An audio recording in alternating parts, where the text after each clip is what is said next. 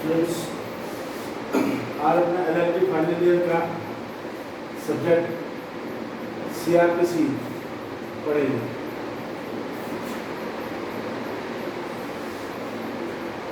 आप substantive law पढ़ के आ चुके हो।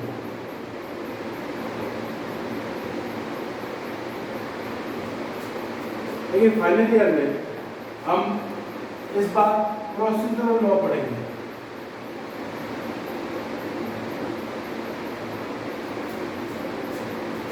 प्रोसीजरल लॉ में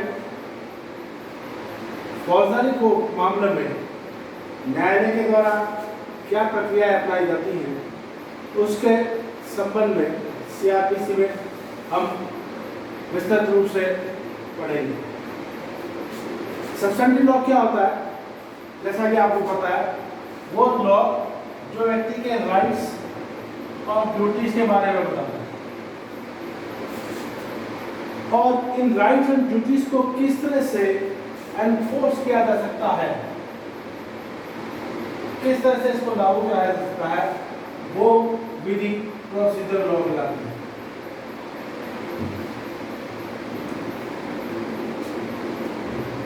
सीआरपीसी 1973 में कोडिफाइड हुई।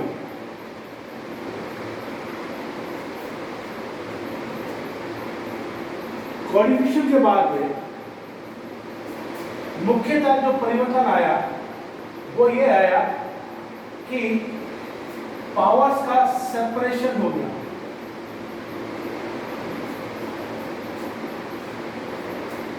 और ये सेपरेशन दो भागों में हुआ। जुडिशरी और एग्जीक्यूटिव दोनों की पावर अलग अलग होती है। 1973 से पहले एग्जीक्यूटिव मजिस्ट्रेट के पास ही न्यायिक शक्तियां हुआ करती थी, लेकिन सीआरपीसी का कोडिफिकेशन होने के बाद मुख्यतः न्यायिक कार्य अब जुडिशरी के हाथ में आ गया और किसी अपराध को प्रिवेंट करने के लिए कुछ पावर्स एग्जीक्यूटिव मजिस्ट्रेट के हाथ में होंगे। इस सेपरेशन ऑफ पावर्स के बाद आधार पर मुख्यतः आज हम ये देखते हैं कि जो पहले जुडिशरी और एग्जीक्यूटिव में एक समानता थी, एग्जीक्यूटिव के पास ही जुडिशरी की पावर थी, लेकिन उसको एग्जीक्यूटिव वर्क भी ज़्यादा करने पड़ते थे, इसलिए वो जुडिशियल एक्ट को अच्छी तरह से परफॉर्म नहीं कर पा रहा था, तो कई बार मतभेद उत्पन्न होते थे। लेकिन इस कोडिफिकेशन के बाद में दो अलग अलग विंग बन गई, और आज हो गई जुडिशरी एंड एग्जीक्यूटिव। सीआरपीसी 1973 का ये कानून 1 अप्रैल 1974 को लागू हुआ। सीआरपीसी मुख्यतः 37 अध्याय 37 चैप्टर्स में बटी है। इसमें कुल टोटल 484 सेक्शंस हैं। पूरी सीआरपीसी में एग्जीक्यूटिव मजिस्ट्रेट के पास में सेक्शन 106 से लेकर 124 और फिर 129 से लेकर 148 और सेक्शन 149 से लेकर सेक्शन 153 तक की पावर्स है। सीआरपीसी का सेक्शन 1 क्लॉज 1 ये बताता है कि यह अधिनियम कहां पर लागू है। धारा 1 क्लॉज 1 में स्पष्ट किया गया कि इस अधिनियम का विस्तार J&K को छोड़कर संपूर्ण राज्य में है, संपूर्ण भारत में है। लेकिन जैसा कि आपको पता है कि 5 अगस्त 2019 को जम्मू कश्मीर राज्य का स्पेशल स्टेटस समाप्त कर दिया गया और जम्मू कश्मीर में अब वही सारे कानून लागू होंगे जो कि भारत के अन्य क्षेत्रों में लागू होंगे। इसलिए सेक्शन 1 क्लॉज 1 में भी अमेंडमेंट की आवश्यकता है। सेक्शन 1 क्लॉज 2 ये बताता है कि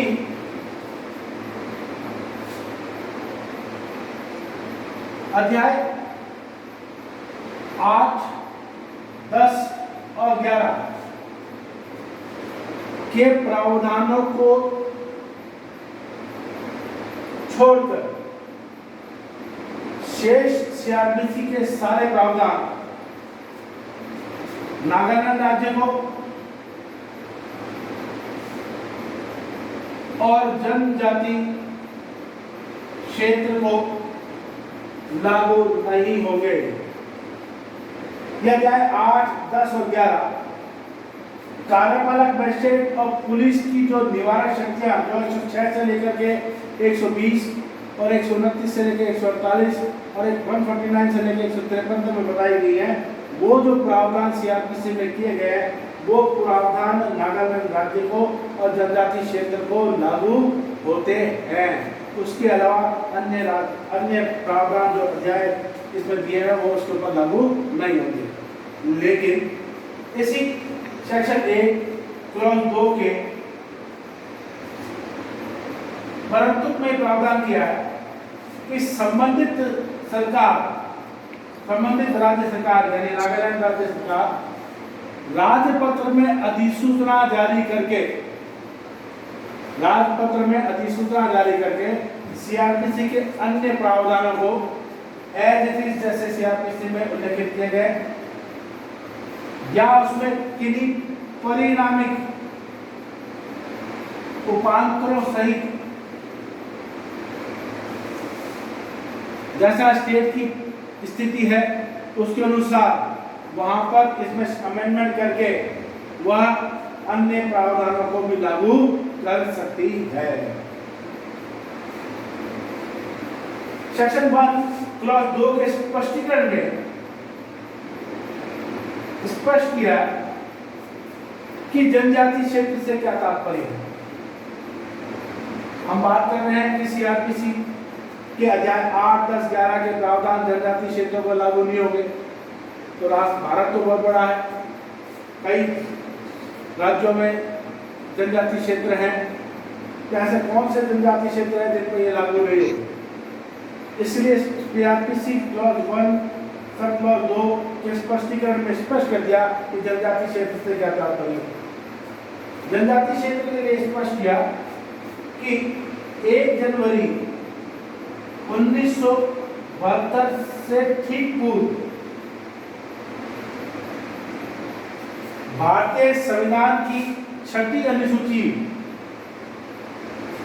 के पैरा 20 में जो क्षेत्र जनजाति क्षेत्र उल्लेखित किए गए हैं, जनजाति क्षेत्र से तात्पर्य उन क्षेत्रों से, लेकिन इसमें शिलांग नगर पालिका के स्थानीय क्षेत्र जो आते हैं उनको शामिल नहीं किया गया है। यानी शिलांग नगर पालिका का जो जनजाति क्षेत्र है वहां पर सीआरपीसी के प्रावधान लागू होंगे।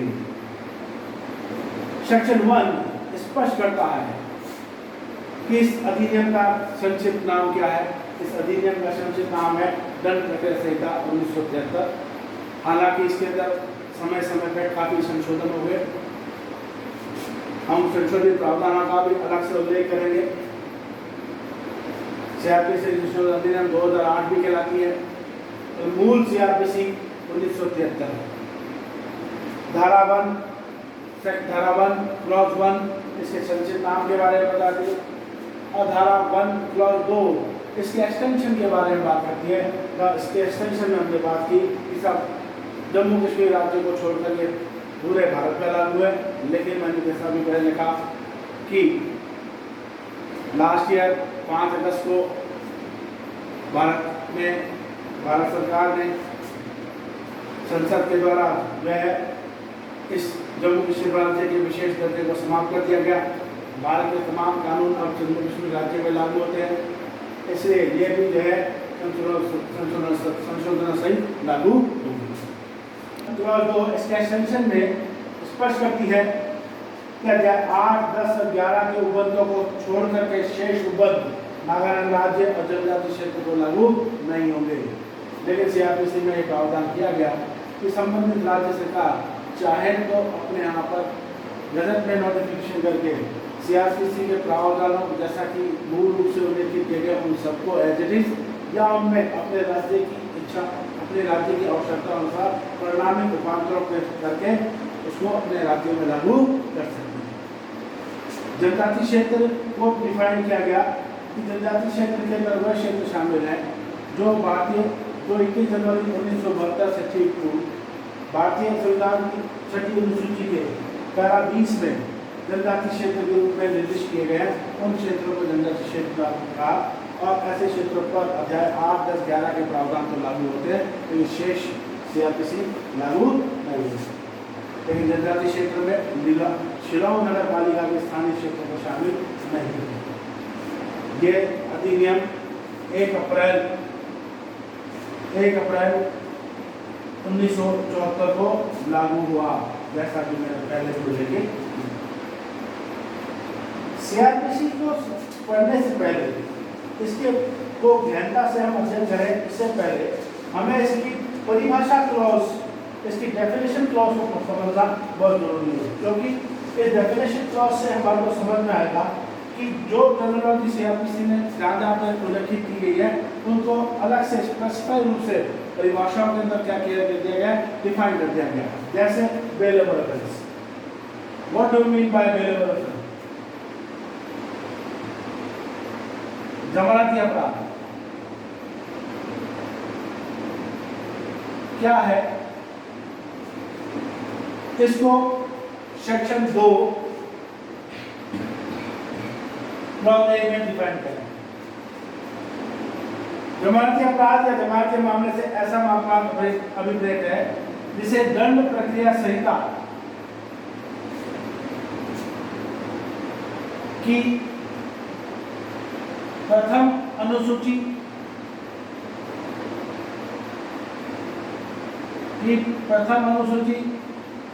के अधीन या प्रवर्तनीय विधि के अधीन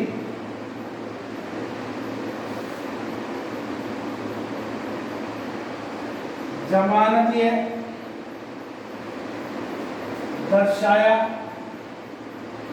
या बनाया गया है।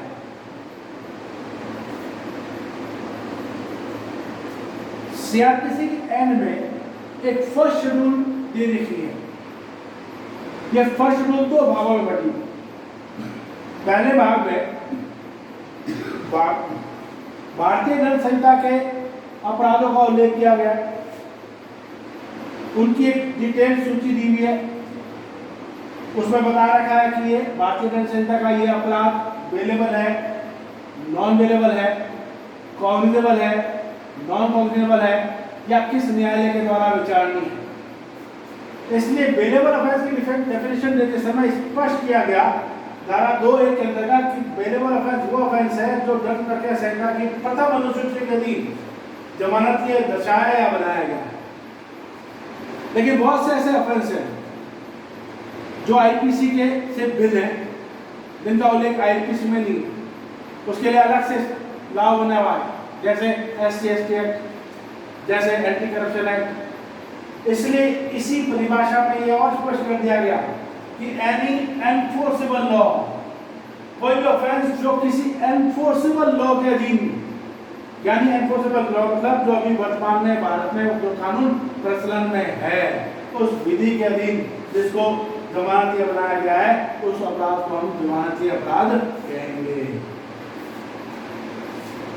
अजमानती अपराध क्या है? उसकी कोई अलग से डेफिनेशन नहीं दी, लेकिन उसके लिए यही प्रावधान है कि ऐसा अपराध जो दंड प्रक्रिया संहिता के प्रथम अनुसूची के अधीन या प्रवर्तनीय विधि के अधीन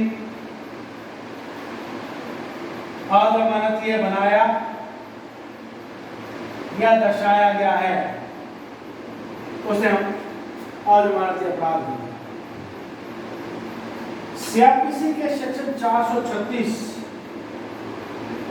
437, 438 और 439 में बेल के संबंध में प्रावधान किए गए हैं। धारा 437 में ये प्रावधान किया कि कब जमानत ली जाएगी। धारा 436 में स्पष्ट किया कि जब किसी व्यक्ति को पुलिस के द्वारा वारंट के अधीन, वारंट के बिना गिरफ्तार किया जाता है या उसको निरुद्ध किया जाता है या ऐसा व्यक्ति न्यायालय के समक्ष हाजिर होता है या उसको लाया जाता है, तो जब कभी भी वो अपना बंद पद निष्पादित करने के लिए तैयार है तो उसको जमानत पे छोड़ दिया जाएगा।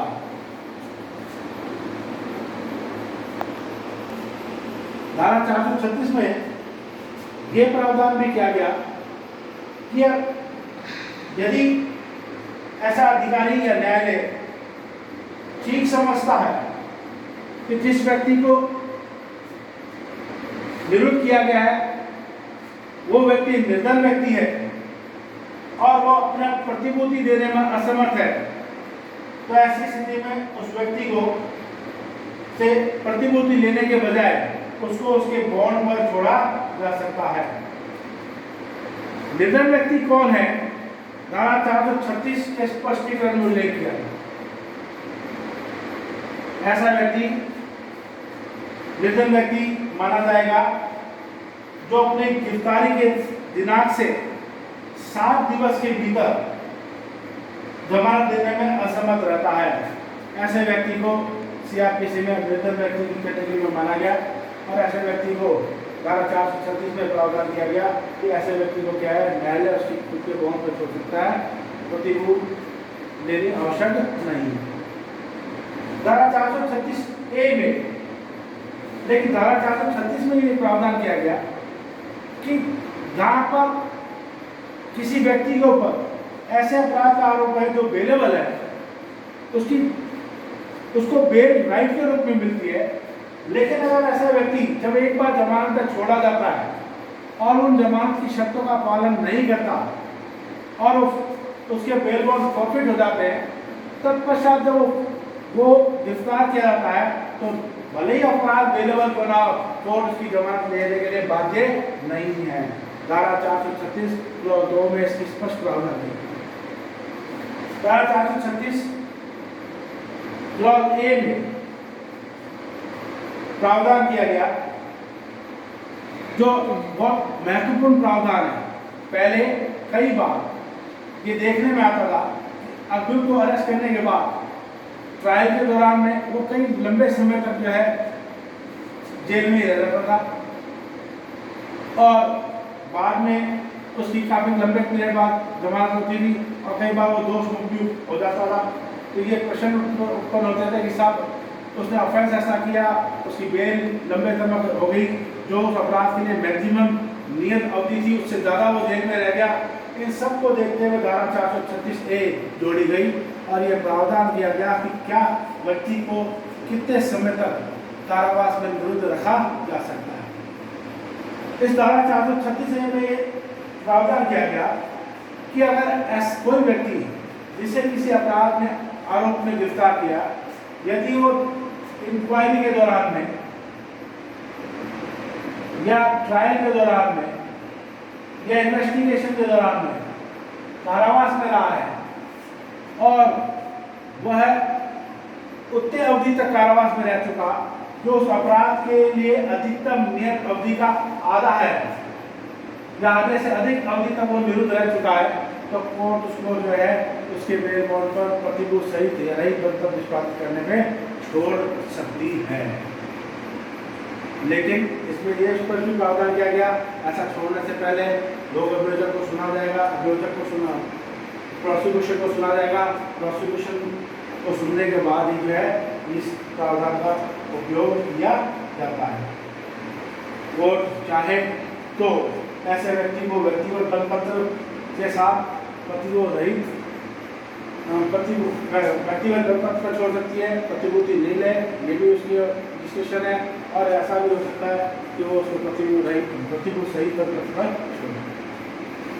धारा 437 सीआरपीसी में अजमानती अपराध में कब जमानत दी जाएगी के बारे में प्रावधान किया है। धारा 436 और 437 दोनों मजिस्ट्रेट से संबंधित है, लेकिन एक बेलेबल ऑफेंस के से संबंधित है और एक नॉन बेलेबल ऑफेंस से संबंधित है। दोनों में भिन्नता ये है कि धारा 436 में बेल एक राइट के रूप में है, लेकिन 437 में बेल जो है एक डिस्क्रिप्शन के रूप में। कोर्ट चाहे तो बेल ले और चाहे तो बेल लेने से इनकार करे, मामले के अनुसार है। धारा 437 में प्रावधान किया कि जब किसी अभियुक्त को जिस पर किसी अजमानती अपराध को करने का अभियोग है, पुलिस के द्वारा वारंट के बिना उसको गिरफ्तार किया जाता है या निरुद्ध किया जाता है, या वो न्यायालय के समक्ष हाजिर होता है और न्यायालय ऐसा है जो सेशन कोर्ट या हाई कोर्ट नहीं है, तब न्यायालय उसको जमानत पे छोड़ सकता है। लेकिन धारा 437 में प्रावधान किया कि यदि अपराध ऐसा है तो मृत्युदंड या आजीवन कारावास से दंडनीय अपराध का अभियोग है तो उसको जमानत पर मजिस्ट्रेट नहीं छोड़ेगा। दूसरी बात प्रावधान किया गया कि अपराध इस प्रकार का है जो संज्ञेय अपराध है और व्यक्ति मृत्युदंड, आजीवन कारावास या 7 साल या उससे अधिक अवधि के कारावास से दंडनीय किसी अपराध के लिए पहले दोषित किया जा चुका है, या वो किसी ऐसे अपराध के लिए पहले दोषित हो चुका है जिसमें 3 साल किंतु 3 साल या उससे अधिक परंतु 7 साल से कम अवधि के कारावास का प्रावधान है, और ऐसा व्यक्ति अपराध के लिए पूर्व में दोषित किया जा चुका है, तो ऐसे व्यक्ति को धारा 437 में बेल नहीं दी जाएगी। धारा 438 अग्रिम जमानत के बारे में प्रावधान करते हैं। ये एक स्पेसिफिक प्रावधान है। ये धारा 436 437 से भिन्न है। 436 437 सामान्य बेल के बारे में बात करती है, जबकि 438 अग्रिम जमानत के बारे में प्रावधान करती है। दोनों में ये डिफरेंस है कि 436 437 मजिस्ट्रेट से संबंधित है, जबकि 438 की पावर सेशन कोर्ट या हाई कोर्ट से। दूसरे जो महत्वपूर्ण है वो ये कि धारा 438 का प्रावधान के लिए अभियुक्त को इस युक्तियुक्त एप्रीहेंशन होना जरूरी है। ये युक्तियुक्त आशंका होनी जरूरी है कि उसको किसी अजमानती अपराध के अभियोग में गिरफ्तार किया जा सकता है, तो ये प्रावधान लगता है। 438 का प्रावधान गिरफ्तारी से बचने के लिए है, जबकि 437 की बेल एप्लीकेशन उस समय लगती है जबकि अभियुक्त को अरेस्ट किया जा चुका। 439 में का प्रावधान वहाँ लागू होता है जहाँ पर 437 में बेल एप्लीकेशन खारिज हो गई, अभियुक्त को जुडिशियल कस्टडी में भेजा जा चुका है, और बाद में 439 का प्रावधान सेशन कोर्ट में या हाई कोर्ट के अंदर हम बेल के लिए अप्लाई करते हैं।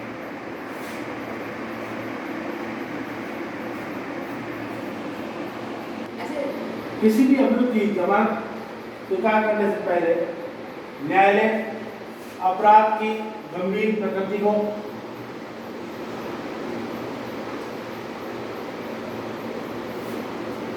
अभियुक्त के भारत से भाग या न्यायालय के अधिकारिता के से भाग जाने के उद्देश्य को,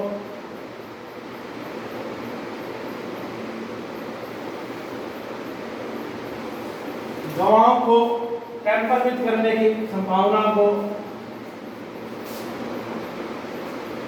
ध्यान में रखते हुए जमानत स्वीकार करेगी। शर्तें लगा सकती है कि अभियुक्त जो है जमानत पर छोड़े जाने के समय वह न्यायालय की अधिकारिता से बाहर नहीं जाएगा, गवाह जो मामले से संबंधित हैं उनको बरगलाएगा नहीं, उनको डराएगा नहीं, धमकाएगा नहीं,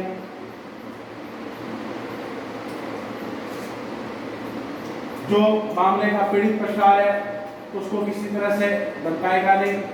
ये सारे प्रावधानों को, इन शर्तों को लगाते हुए क्या कर सकती है, जमानत का प्रार्थना पत्र स्वीकार कर सकती है। तो हमने देखा 436 जहाँ एक बेल की राइट थी, वहाँ 437 बेल राइट नहीं है, बेल न्यायालय का डिसीजन है। 438 गिरफ्तारी से बचने के उद्देश्य से अग्रिम जमानत के रूप में लगाई जाती है। है और 439 का प्रावधान 437 की बेल जब खारिज हो जाती है और जो प्रोग्रेसिव में भेज दिया जाता है उस समय सेशन कोर्ट में या हाई कोर्ट के अंदर इस बेल एप्लीकेशन को लगाया जाता है। हम इस पर और विस्तृत चर्चा अगले चैप्टर में